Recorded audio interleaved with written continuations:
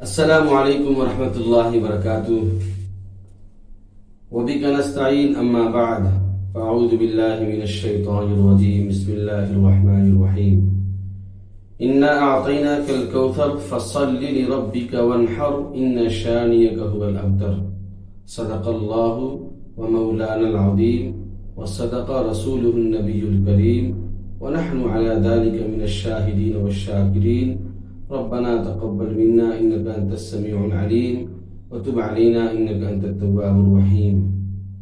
محترم ناظرین، بہت دنوں کے بعد آپ کی خدمت میں حاضر ہوا ہوں۔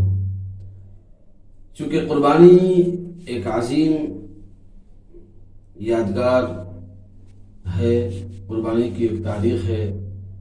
یہ حضرت ابراہیم علیہ السلام اور ان کے فرزند ارجمند حضرت اسماعیل ذبیح اللہ علیہ السلام کی ایک بہت ہی عظیم سنت ہے۔ صحابہ نے پوچھا یا رسول اللہ ما هذه الاضاحی، قربانی کیا ہے؟ اللہ کے نبی صلی اللہ علیہ وسلم نے ارشاد فرمایا کہ ہی سنت ابیکم ابراہیم علیہ السلام، یہ تمہارے باپ حضرت ابراہیم علیہ السلام کی سنت ہے۔ دوستو، ہم لوگ قربانی 2 دن کے بعد شروع کرنے جا رہے ہیں۔ قربانی کی تاریخ جو ہے 29 ہے۔ جمعرات کے دن سے قربانی کی شروعات ہوگی۔ جمعرات، جمعہ اور سنیچر 3 دن قربانی کا دن رہے گا۔ 3 دن پر مشتمل یہ عبادت کا دن، ان دنوں میں ہر وہ مسلمان جو عقل مند ہو، بالغ ہو، صاحب نصاب ہو۔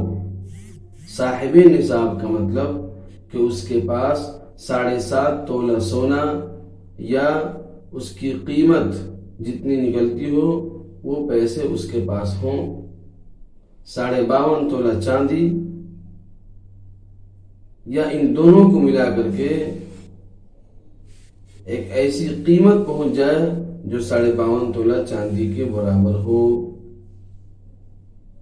تو اگر کسی کے پاس اتنی مالیت ہوگی تو اس کے اوپر قربانی واجب ہے، لہذا ہر شخص کو اس میں حصہ لینا چاہیے اور قربانی کرنی چاہیے۔ فصل لربک وانحر، نماز پڑھیے رب کے واسطے اور قربانی کیجیے، بہت عظیم سنت ہے۔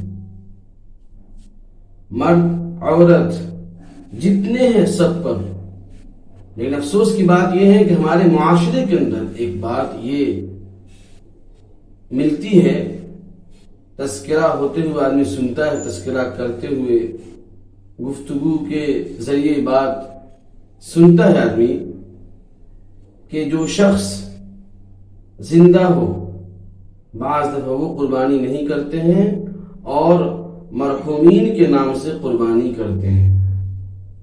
ایسی بات نہیں ہے۔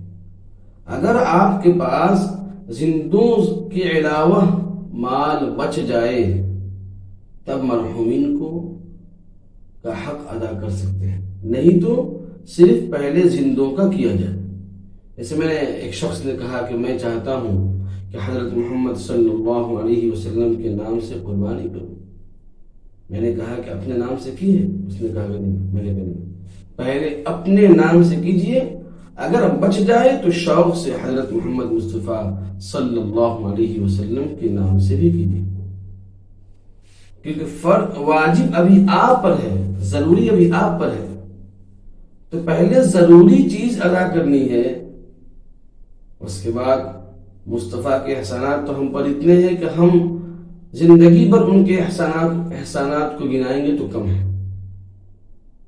لیکن پہلے اپنا فریضہ ادا کیجئے، اس کے بعد حضرت نبی کریم صلی اللہ علیہ وسلم یا اپنے اقربا یا والدین یا رشتہ دار جو بھی اس دنیا سے رخصت ہو گئے ہوں ان کے نام سے آپ قربانی کر سکتے ہیں۔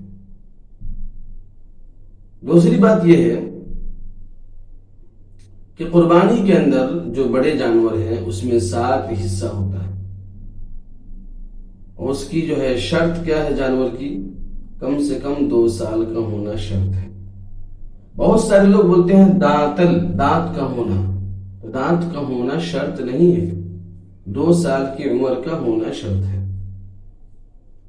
اور جو چھوٹے جو جانور ہیں بکرا وغیرہ، ان میں جو ہے 1 سال کا ہونا شرط ہے۔ اور کوشش یہ کرنی چاہیے کہ ہمارا جانور خوب تازہ ہو، فربا موٹا ہو، فریش ہو، ایک دم دیکھنے میں اچھا لگتا ہو۔ جتنا خوبصورت جانور ہوگا اتنا ہی بہتر ہوگا۔ عیوب سے ایسے عیوب جس کو دیکھ کر کے انسان عیبدار بنا دے، یا جس عیب کی وجہ سے جانور قربان گاہ تک نہ پہنچ پائے، ایسے جانور کی قربانی نہیں کرنی ہے۔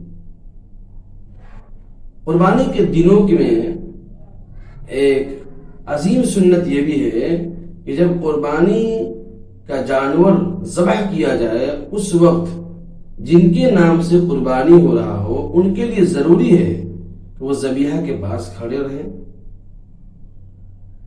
اور وہ دیکھیں کہ کیسے جانور کو قربان کیا جا رہا ہے۔ نبی اکرم صلی اللہ علیہ وسلم نے حضرت فاطمہ سیدہ رضی اللہ تعالی عنہا سے ارشاد فرمایا، قومی یا فاطمہ، اے فاطمہ اپنے ذبیحہ کے پاس تم کھڑے رہا کرو، کیونکہ اس کے خون کے ایک قطرہ گرنے سے پہلے زمین پر اللہ تمہارے پورے گناہوں کو معاف کر دے۔ تو جواب میں حضرت فاطمہ نے سوال پھر کیا، یا رسول اللہ کیا یہ ثواب صرف ہم اہل بیت کے لیے خاص ہے یا پوری امت کے لیے خاص ہے، عام مسلمانوں کے لیے خاص ہے؟ میرے نبی صلی اللہ علیہ وسلم پر قربان جائیں ہم لوگ، میرے نبی نے فرمایا کہ اہل بیت ہی کے لیے خاص نہیں بلکہ پوری امت کے لیے خاص ہے یہ ثواب ہے۔ تو کوشش ہونی چاہیے کہ جب جانور ذبح ہو اور جن جانوروں میں میرا نام ہو وہاں پر ہم کھڑا رہیں، اس درد کو محسوس کریں، جس درد کو حضرت ابراہیم علیہ السلام نے اللہ کے لیے اپنے دل میں ایسا صبر کر لیا تھا کہ تاریخ میں ویسا صبر کسی نے نہیں کیا ہے۔ فلما بلغ معه السعي قال يا بني اني ارى في المنام، جب حضرت اسماعیل علیہ السلام دوڑنے لگے، چلنے پھرنے کے قابل ہو گئے، باپ کا سہارا بننے والے تھے، کہ حضرت ابراہیم علیہ السلام نے کہا کہ یا بنی، اے میرے فرزند ارجمند، یا بنی میں خواب دیکھ رہا ہوں کہ میں تم کو اللہ کے نام پر ذبح کر رہا ہوں۔ انی ارا فی المنام انی اذبحک فانظر ماذا ترى، بتاؤ بیٹا تمہاری کیا رائے ہے؟ اسماعیل علیہ السلام نے جواب دیا کہ یہ اللہ کی طرف سے ہے، یا ابتی فعل ما تؤمر، جیسا آپ کو حکم ہوا ہے ابو جان آپ ویسا کر گزریے، ستجدنی انشاء اللہ من الصابرین، ان قریب آپ مجھے صبر کرنے والوں میں سے پائیں گے۔ تو کہنے کا مقصد یہ ہے کہ ان کو پھر لے کر گئے قربان گاہ کی طرف، اور ان کو جیسے جانور کو ذبح کرنے کے لیے زمین پر لٹایا جاتا ہے ویسے ان کو لٹا دیے، وَتَلَّهُ لِلْجَبِينِ، اور اس پر چھری پھیرنے لگے، لیکن چھری میں کاٹنے کی صفت تو ہے لیکن وہ کاٹتی بھی تب ہے جب اللہ کا حکم ہوتا ہے۔ پھر اللہ نے کہا کہ نہیں، اسماعیل کا گردن نہیں کٹنا، اسماعیل کا گردن نہیں کٹنا، نہیں کٹا۔ وَفَدَيْنَاهُ بِذِبْحٍ عَظِيمٍ، اللہ تبارک و تعالیٰ نے ایک مینہ آسمان سے حضرت جبرائیل علیہ السلام کو لے کر کے بھیجا اور کہا کہ اے ابراہیم تو نے اپنے امتحان میں اچھے نمبر حاصل کیے ہیں، تو امتحان میں پاس ہو گیا، اب اللہ تبارک و تعالیٰ نے تجھے یہ مینہ دیا ہے کہ اس کو اللہ کے نام پر ذبح کر، وَتَرَكْنَا عَلَيْهِ فِي الْآخِرِينَ، اور تیری امتحان، تیری قربانی اللہ کو اتنا پسند آیا کہ قیامت تک جو بھی اللہ کے ماننے والے نیک بندے اس دنیا میں رہیں گے ان کو اس یادگار کو منانا پڑے گا جانوروں کی قربانی دے کر۔ اس لیے بھائی جانوروں کی قربانی جتنی ہو سکے اتنا کرنا ہے، انشاءاللہ کریں گے بھائی انشاءاللہ۔ دوسری بات، عرفہ کا دن ہے بھائی، 9 ذی الحجہ بدھ کا دن، اس دن کوشش کریں ہم لوگ روزہ رکھنے کے لیے۔ حدیث میں آتا ہے کہ جو آدمی 9 ذی الحجہ کو روزہ رکھتا ہے اللہ اس کے پچھلے گناہ کو معاف کرتے ہیں اور اس کے اگلے گناہ کو معاف کر دیتے ہیں۔ تو اس چیز کا اہتمام کریں ہم، اور اس کے بعد جو ہے نا فجر کے وقت سے عرفہ کے دن سے اور قربانی کے چوتھے دن تک 5 دن ایام تشریق جس کو کہا جاتا ہے، اس میں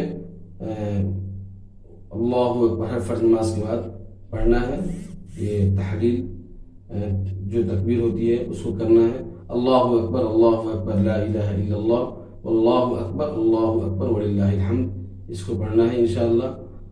اور بال وغیرہ جو ہے قربانی جب جانور ہو جائے ذبح آپ کا، اس کے بعد ہی ناخن اور بال وغیرہ کاٹیں، اور حاجیوں کی مشابہت اختیار کرنے کی وجہ سے اس کو مستحب قرار دیا گیا ہے، اس کا اہتمام کریں۔ امید ہے کہ اللہ پاک آپ لوگوں کو اور مجھ کو پورے امت کو اس پر عمل کرنے کی توفیق نصیب فرمائے۔ السلام علیکم ورحمۃ اللہ وبرکاتہ۔